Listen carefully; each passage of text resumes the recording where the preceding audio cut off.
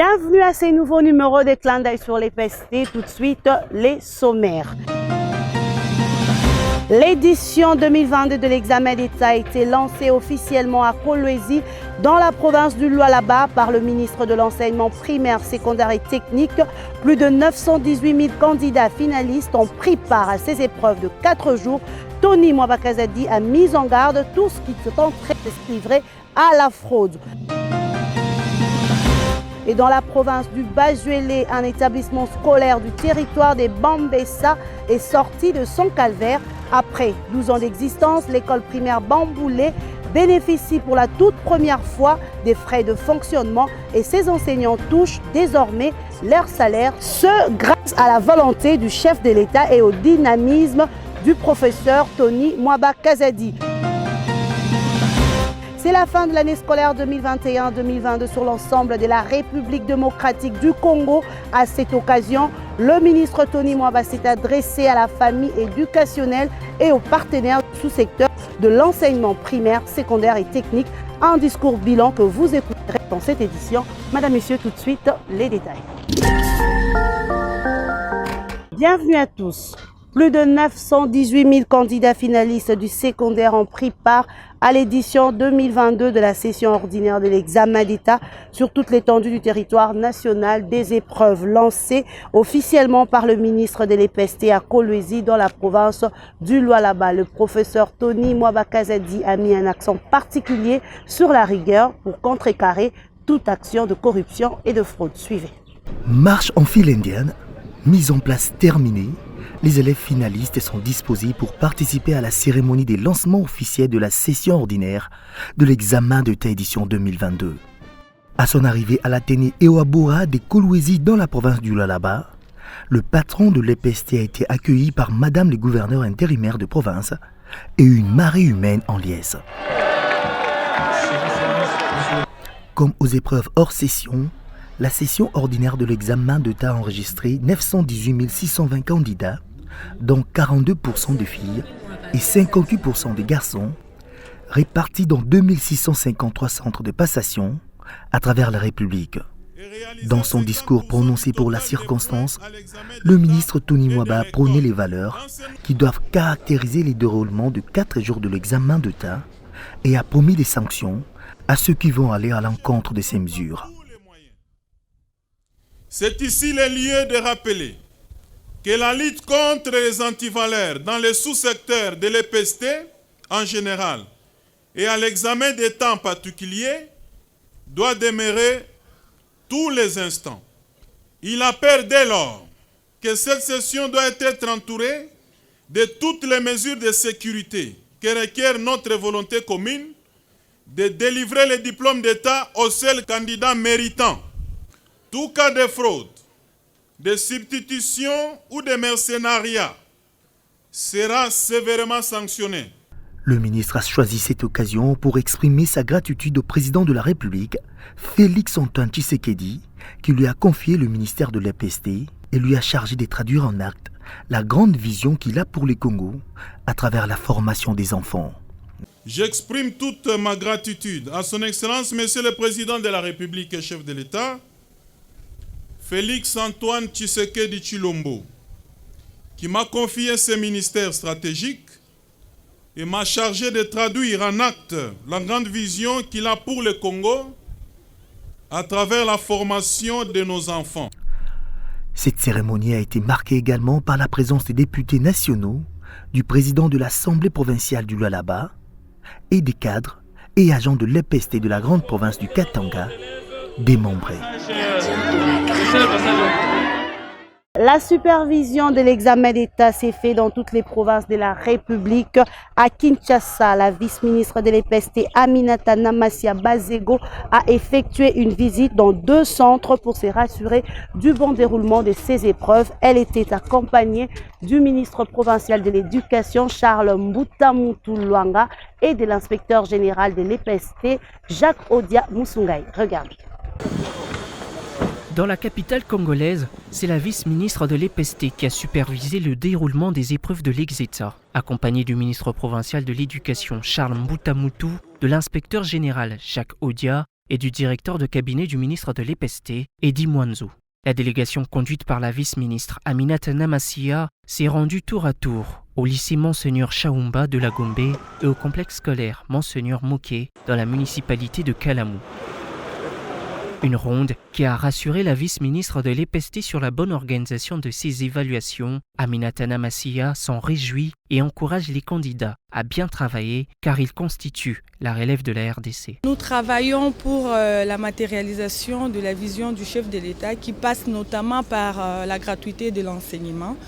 Et c'est pour la deuxième fois que je fasse cet exercice dans la ville-province de Kinshasa, celui de superviser les épreuves des examens d'État. Nous espérons que leurs résultats seront fameux et nous espérons aussi que la relève sera assurée. Pour sa part, l'inspecteur général de l'EPST, Jacques Odia, rassure que la tenue de l'exita est effective sur l'ensemble du territoire national. Quant à la publication des résultats, elle interviendra incessamment. Tous les centres ont été desservis et au moment où nous parlons, les épreuves se déroulent. Peut-être il faudrait attendre la fin de la journée si on pourra constater ça et là des petits couacs, mais je suis convaincu qu'à 99% nous aurons réussi. Dans les 10 jours qui suivent, nous pourrons commencer la publication des résultats. Le ministre lui-même le dira au moment opportun. À Kinshasa, ce sont exactement 162 694 finalistes qui sont soumis à l'Exita édition 2022. Au Congo central, le prophète de cette province éducationnelle n'est pas non plus resté dans son bureau. Jean Tshisekedi Kabasele s'est rendu dans quelques centres de Mbanza-Ngungu pour appeler les finalistes à privilégier l'intelligence et non la corruption. Le directeur provincial du Congo central 2 a saisi également cette opportunité pour exprimer sa gratitude envers le président de la République et le ministre national de l'EPST qui ne ménage aucun effort pour améliorer la qualité de l'enseignement national. On l'écoute. À l'occasion de la session ordinaire d'examen d'État 2021-2022, grâce à Dieu, maître des temps et des circonstances, qui nous a gardés jusqu'à ce jour. Je dis encore merci à son Excellence Félix Antoine Tshisekedi Tshilombo, qui donne beaucoup d'importance à l'éducation. Et aussi merci à son Excellence Tony Mwaba Kazadi pour la matérialisation de la vision du chef de l'État, surtout pour la gratuité de l'enseignement primaire. Aujourd'hui, c'est devenu une réalité. À vous les élèves, vous allez présenter en quelques heures les examens d'État. Vous êtes l'avenir du demain. Présentez ces examens en âme et conscience avec votre propre intelligence.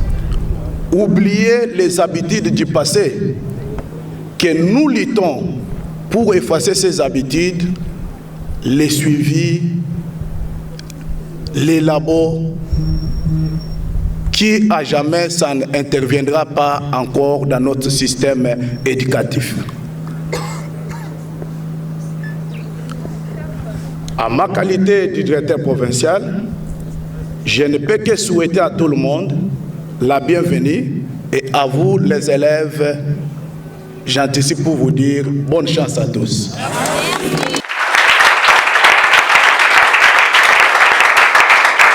La campagne Pas une école sans banc se poursuit dans toutes les provinces de la République.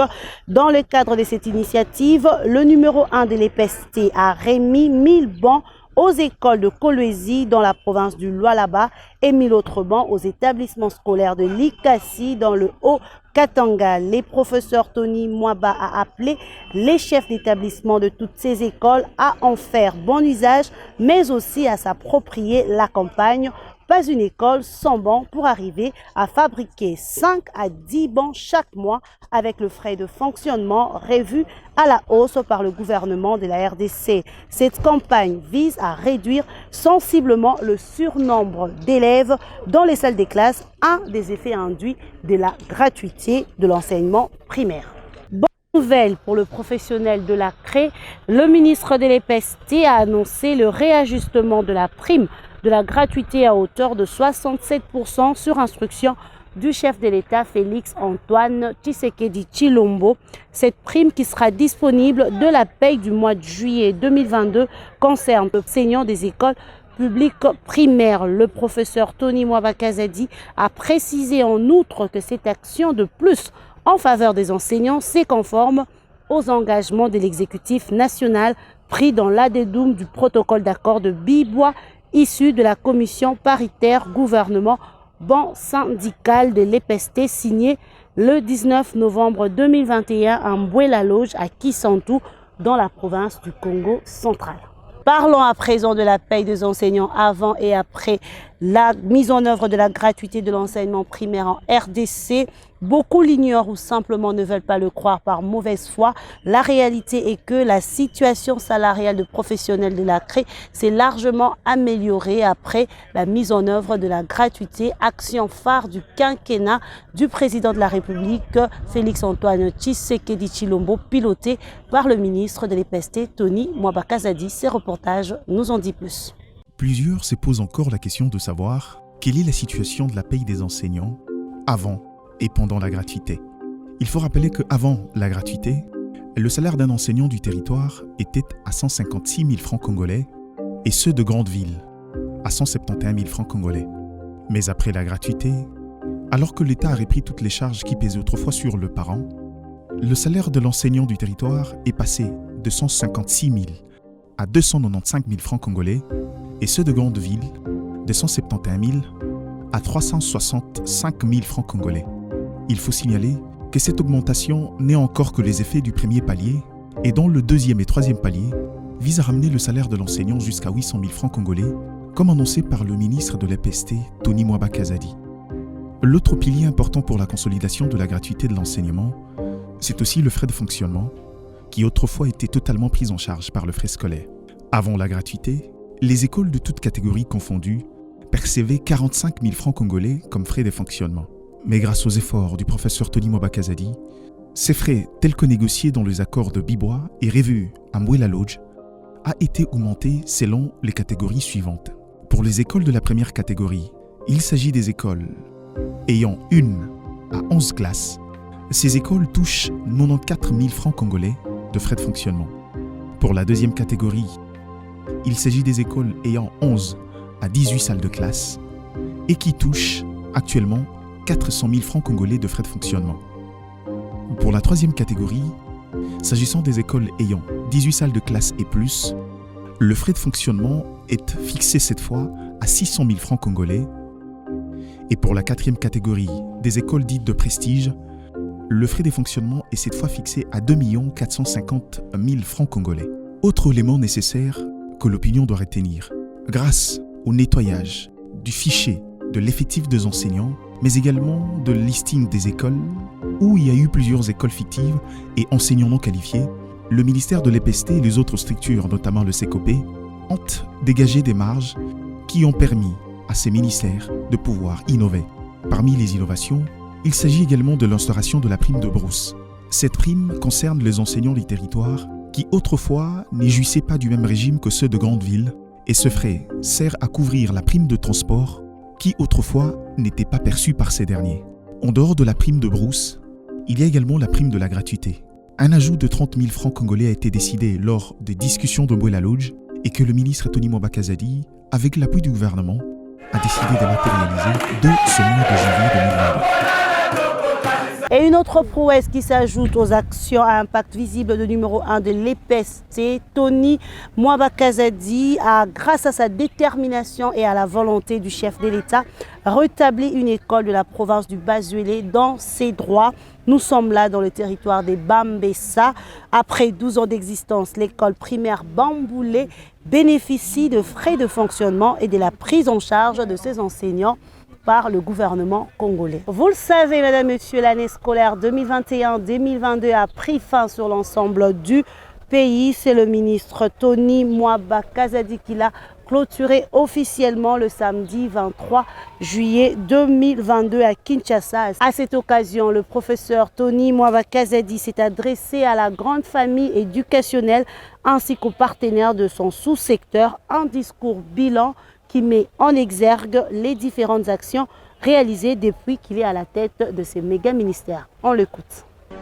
Le 4 octobre 2021, j'ai lancé officiellement et solennellement l'année scolaire 2021-2022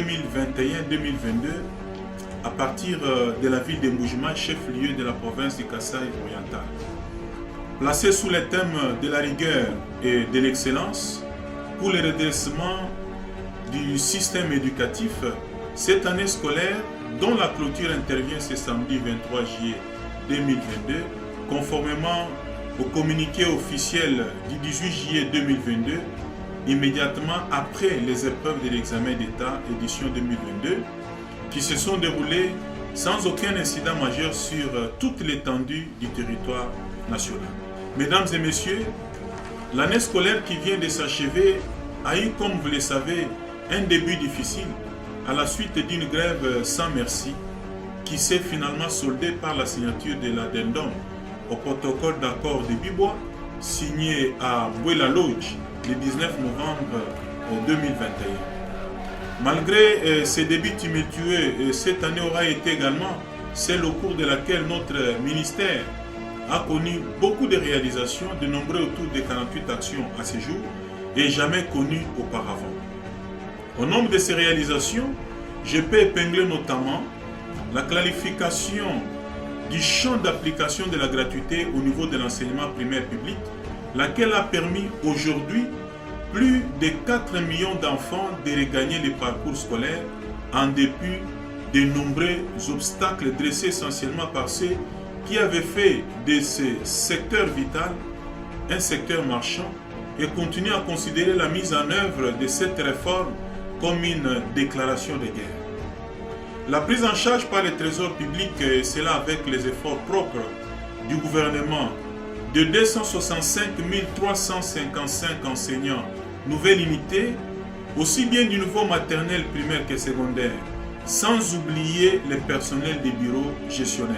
Cette vague successive de prise en charge du personnel de la Craie Blanche a porté à 65% le taux d'accroissement des effectifs des agents payés du sous-secteur de l'EPST. La révision à la hausse des salaires de tous les enseignants, l'octroi des indemnités de transport et de logement aux enseignants des chefs-lieux de province, l'octroi de la prime de la bourse à ceux des territoires, ainsi que le paiement de la prime de la gratuité aux enseignants du primaire. Par conséquent, le salaire d'un enseignant a connu une augmentation de 144%. Le réajustement des frais de fonctionnement des écoles primaires qui ont connu une augmentation faisant passer de 45 000 francs congolais à 200 000 francs congolais pour les écoles de moins de 11 classes, soit une augmentation de 344%. 420 190 francs congolais pour les écoles de 12 à 18 classes, soit une augmentation de 834%. 620 190 francs congolais pour les écoles de plus de 19 classes, soit une augmentation de 1278%. 2 450 000 francs congolais pour les écoles de prestige, soit une augmentation de 5 344%. Toutes ces actions ont fait passer l'enveloppe mensuelle de la paie des enseignants de 70 154 millions 552 144 francs congolais à 205 milliards 740 millions 718 434 francs congolais. La mise à la retraite progressive, moyennant paiement des allocations de fin de carrière, et c'est conformément à l'ordonnance 232. Le lancement de la campagne Pas une école sans banc en RDC dans toutes les provinces et de son appropriation par les autorités provinciales. La présentation de ces grandes réalisations, qui n'est pas une sorte d'autosatisfaction, démontre cependant que nous sommes sur le bon chemin, dressé par le président de la République, Félix Antoine Tshisekedi Tshilombo. Mesdames et messieurs, dans le but de s'assurer de l'effectivité de la gratuité de l'enseignement primaire dans les écoles publiques et des orientations données aux autorités provinciales, sur instruction du chef de l'État, j'ai initié des missions d'itinérance dans les provinces éducationnelles. De ces itinérances, j'ai pu noter que l'effectivité de la gratuité est incontestablement une réalité dans tous les établissements publics primaires. Cependant, quelques difficultés ont été relevées, notamment celles liées à l'effectivité et à la régularité de la paie des enseignants par les opérateurs de la paie, lesquels impactent négativement sur le calendrier scolaire et sur la qualité de l'enseignement. À cet effet, sur instruction du chef de l'État, j'ai mis en place un outil de suivi de l'évolution de la paie, permettant ainsi à l'enseignant d'être régulièrement au parfum de sa situation salariale. Une autre difficulté relevée est celle liée aux effets induits de la gratuité. En effet, comme il a été dit plus haut, la mise en œuvre de la gratuité a permis à plus de 4 millions d'élèves de reprendre les chemins de l'école, situation qui a conduit à un surpeuplement des salles de classe. Face à cette situation, 3 projets prennent déjà en charge cette question, notamment les 145 territoires pilotés de main de maître par les chefs du gouvernement, M. le Premier ministre Sama Lukonde, le projet de la construction de 200 écoles et un autre projet de construction de 150 écoles qui débute sous peu. Je ne peux clore mon propos sans vous remercier, parents d'élèves, élèves, agents et cadres de l'administration scolaire, partenaires techniques et financiers, pour votre accompagnement à la réussite de cette année scolaire qui s'achève. Ainsi donc, tout en souhaitant de bonnes vacances à toutes et à tous, je déclare close l'année scolaire 2021-2022. Madame, Messieurs, c'est la fin de ce magazine Clin d'œil sur l'EPST. Merci à vous tous de l'avoir suivi. On se retrouve très prochainement, toujours, et avec le même plaisir. Au revoir.